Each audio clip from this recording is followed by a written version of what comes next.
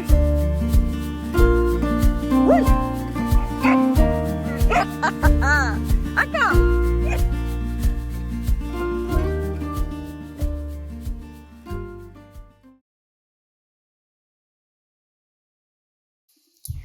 Alors, voilà la Sylvie du futur au montage. En faisant le montage de mon vlog, je me suis rendu compte qu'il y a une section qui dure à peu près 15 minutes où je vous explique les budgets, comment ça fonctionne dans les écoles.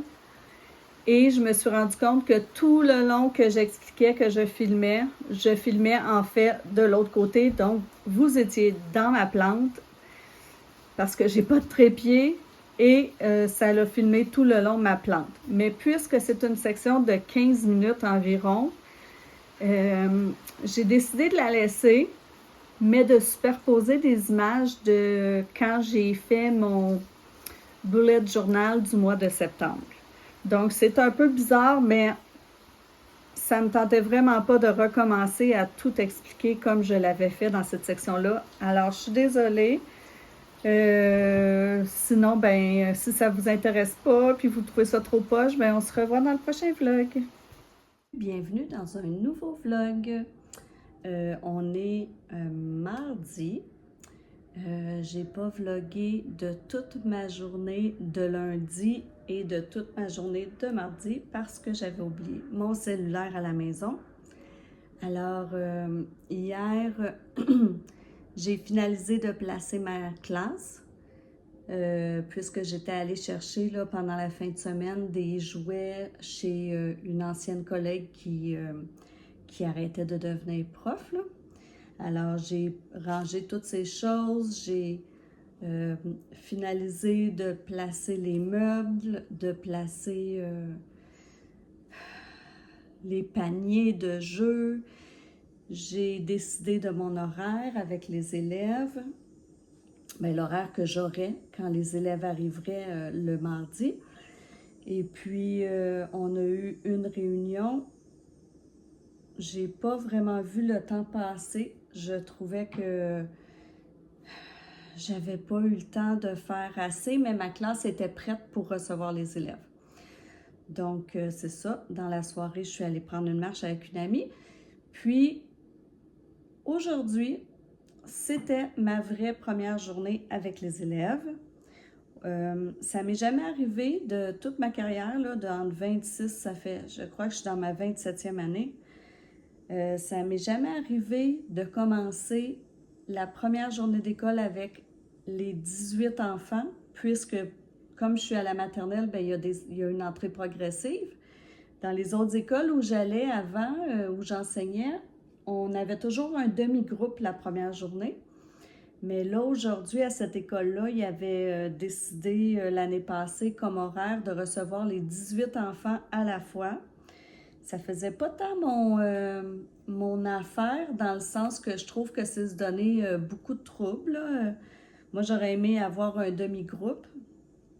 Mais bon, donc je trouve qu'en demi-groupe, on a le temps de les installer comme il faut, leur montrer où sont leurs choses, où est-ce qu'il faut qu'ils aillent. Quand les élèves arrivent à la maternelle, ils savent même pas où se rassembler. Il y en a qui rentrent dans la classe puis qui veulent tout de suite aller jouer à des jeux. Tu dois les ramener. Fait que là, quand on a 8 ou 9, c'est plus facile.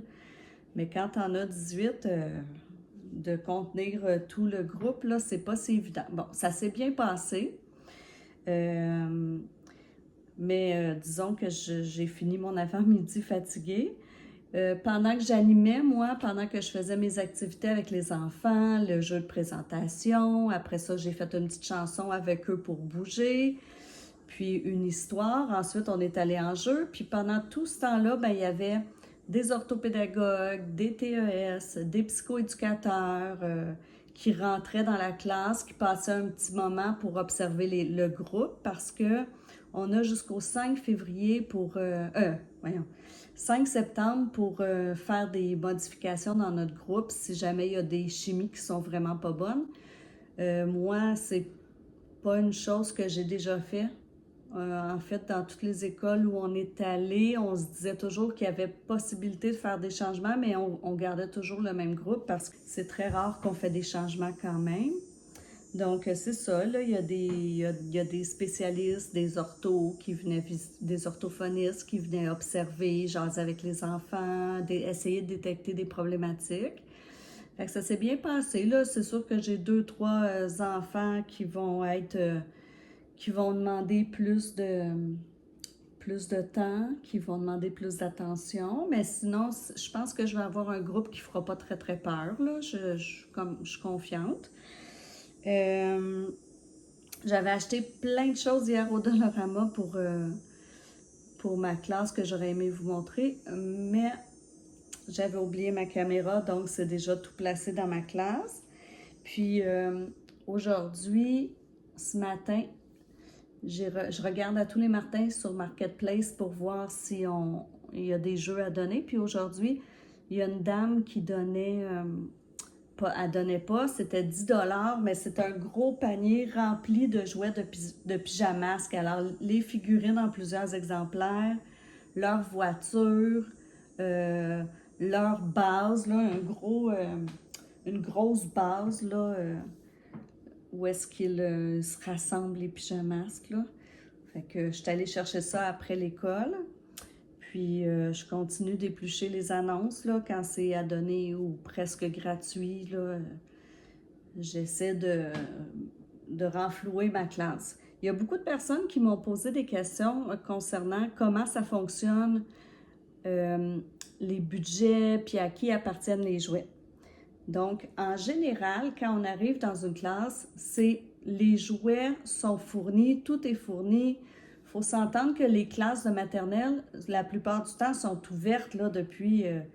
on arrive dans une école, puis la classe est existante depuis 15, 20, 25 ans, 30 ans. Donc, avec toutes ces années-là, il y a eu une accumulation de jouets, de matériel de bricolage.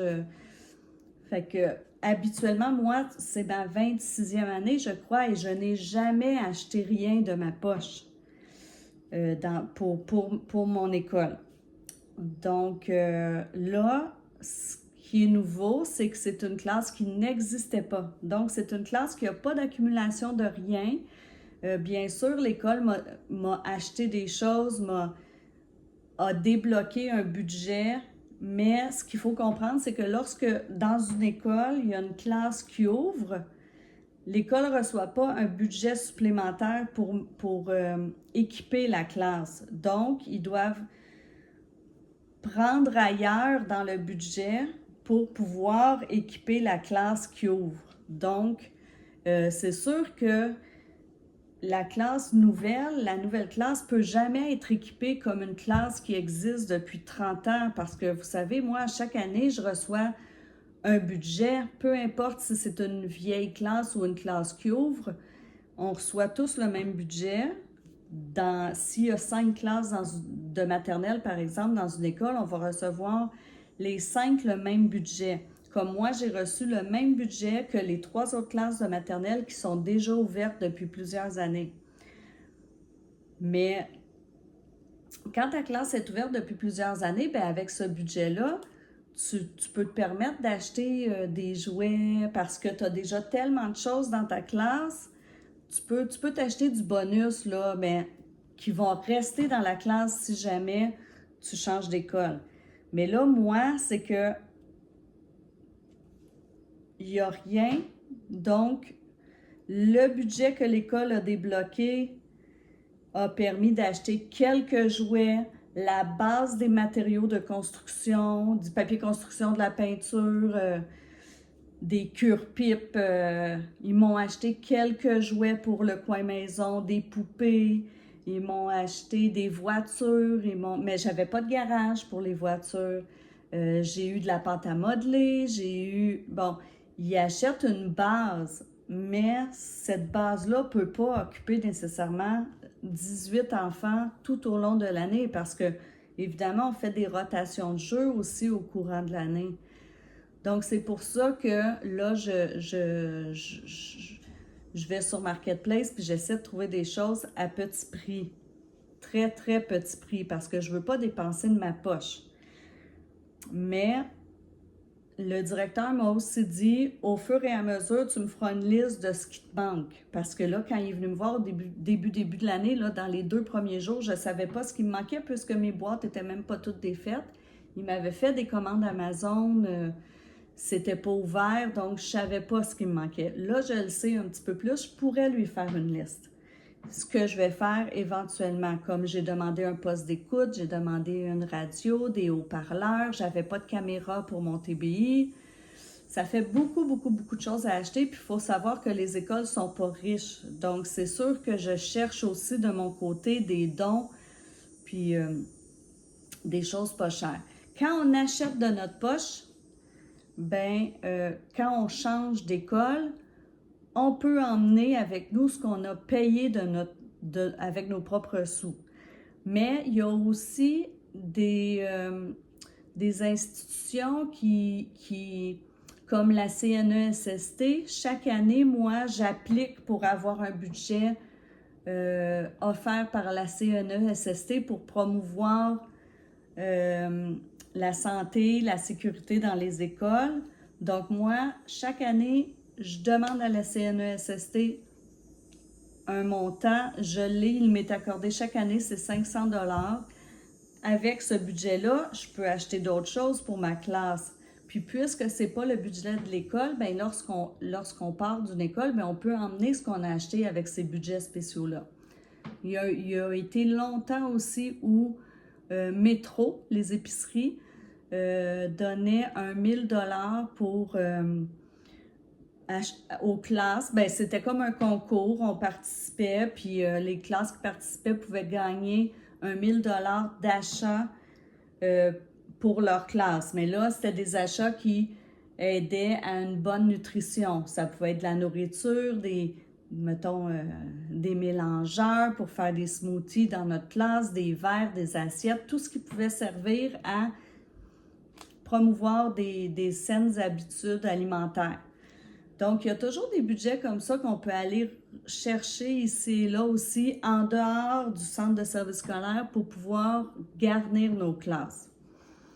Donc, je ne veux pas que vous pensiez que le directeur puis l'école, la commission scolaire m'ont rien donné, sauf que c'est sûr que ça ne peut pas accoter là, une classe qui est existante depuis 20 ans.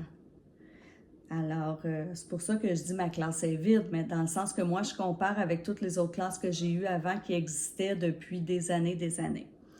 Donc, c'est un peu comme ça que ça marche pour les budgets d'école. Et puis, ah oui, puis moi, je demande des stagiaires aussi. Alors, quand on demande une stagiaire, si on reçoit une stagiaire, il nous est alloué un montant aussi. Donc, moi, souvent, j'ai une stagiaire à l'automne, une stagiaire à l'hiver.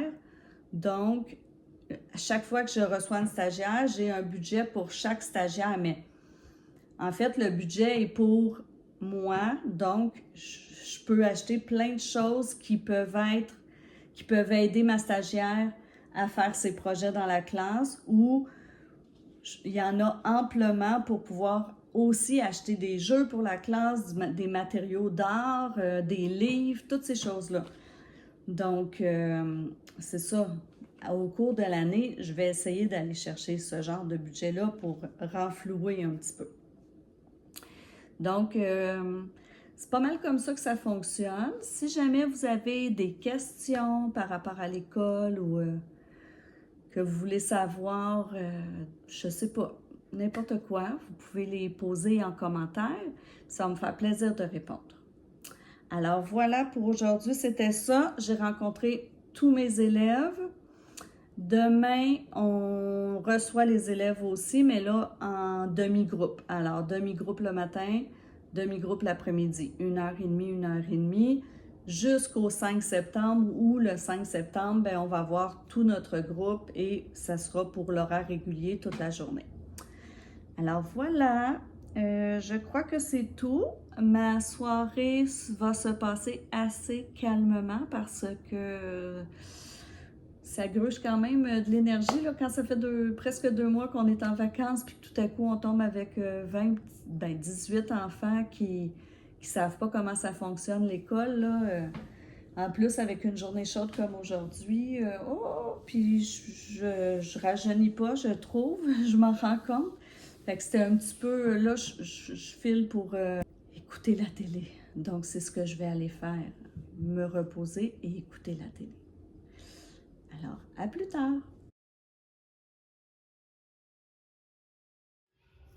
Alors, aujourd'hui, j'ai eu mes 2 demi-groupes. Ça s'est super bien passé. Mon groupe du matin, il était pas mal plus grouillant, mais mon groupe de l'après-midi était très, très calme. Donc, ça va balancer le groupe. Puis, je voulais vous montrer ce que j'ai eu hier pour 10 $ sur Marketplace parce que je suis contente, là. Alors, je vous montre. Alors, j'ai eu tout ça. Tout ça pour 10 $. Donc, je vais continuer à regarder les petites annonces. Tout d'un coup, je trouverai encore des bons deals comme ça. Alors, à plus!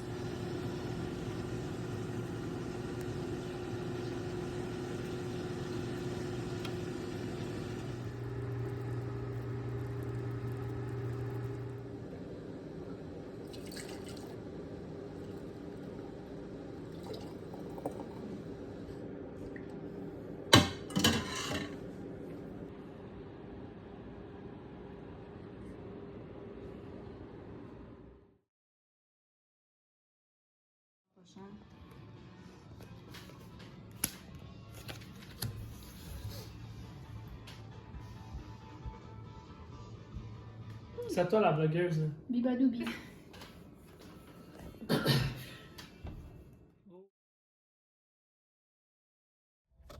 Bon, alors, on est vendredi.